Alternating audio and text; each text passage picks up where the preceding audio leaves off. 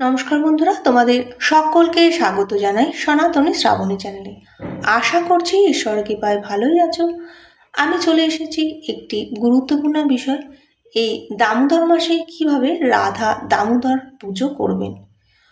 তত প্রিয়তমাং বিষ্ণু রাধিকাং গোপিকা শোচ কার্তিকে পূজনীয়াচ শ্রী দামোদর সন্নিধ দ্বিজং দামোদরং কৃত্যা তৎপত্নী রাধিকাং তথা কার্তিকে পূজনীয় তো বাসলঙ্কার ভজন রাধিকা প্রতিমাং বিপ্রা পূজয়তে কার্তিকে তুজ তস্যতুষ্যতি তৎপ্রীত্য শ্রীমান দামোদর হরি দামোদরাষ্টকম নামং স্ত্রোতম দামোদরার্চনম নিত্যং দামোদরাকর্ষি পঠেত সত্যব্রত দিতম।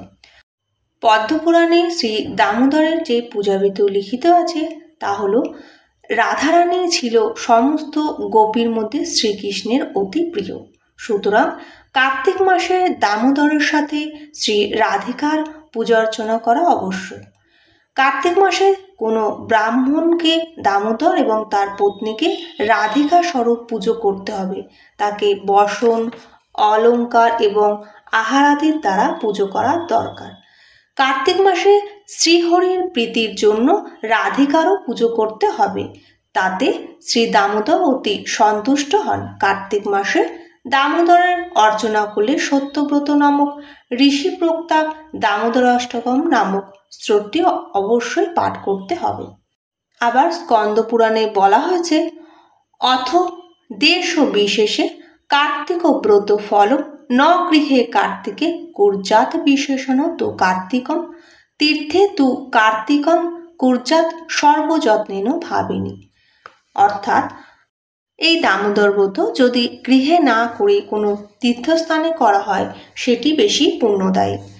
1 রামেশ্বর, 2 জগন্নাথপুরী, 3 বদ্রীনাথ, 4 বৃন্দাবন ধাম।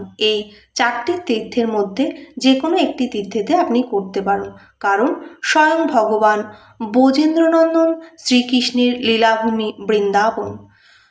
আর পদ্মপুরাণে বলা হয়েছে, যত্র কুত্রাপি দেশে চ কার্তিক স্নান দানত অগ্নিহোত্র ফলসম পূজাঞ্চ বিশেষত কুরুক্ষেত্রে কোটিগুণ গঙ্গা তীরে চ তৎসম ততঃ ধিক পুষ্করে সাদ দ্বারকায়ঞ্চ ভার্গব কৃষ্ণ শালক্যদ মাস পূজা স্নানশ্চ কার্তিক অন্না পূর্যস্তত সমনা পুনয় মথুরাং বিনা দামোদরত্তম হি হরেস্ত্রোপাসিত যত্র কিল সা তঞ্চয়া হরির্ভক্তি লভত্ব কার্তিকে নর মথুরায়াং সখিত্রপি দামোদর প্রভুজ্জাদা। পদ্মপুরাণে লিখিত আছে যে কোনো স্থানেই হোক কার্তিক মাসে স্নান, দান ও পূজাদি করিলে অগ্নিষ্টম যজ্ঞ সদৃশ লাভ হয়।